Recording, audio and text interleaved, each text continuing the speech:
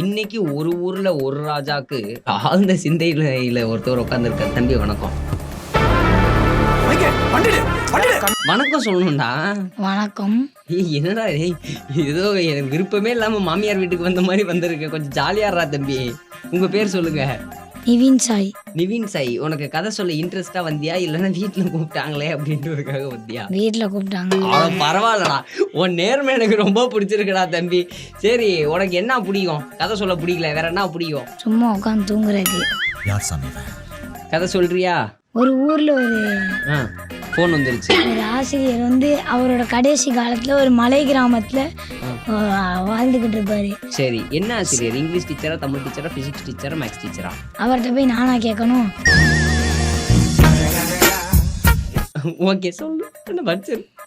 இது அவர் அவரோட கடைசி காலத்துல மலை இடத்துல வீடு கட்டி வாழ்வாரு. அவருக்கு சமுத்திரத்தை பத்தி நினைக்கும் போதே அவரோட மாணவர்களை சந்திக்கணும் போலயே இருக்கும். சமுத்திரம்னா கடலா?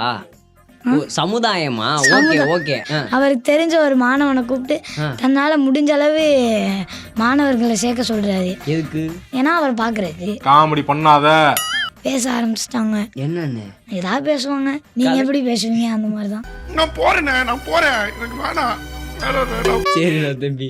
தேங்க்யூ சொல்லணும். தேங்க்யூ தான் சொல்லணும். என்ன சொல்லணும்? சரி, தேங்க்யூனா வெல்கம் தானே சொல்லுவாங்க.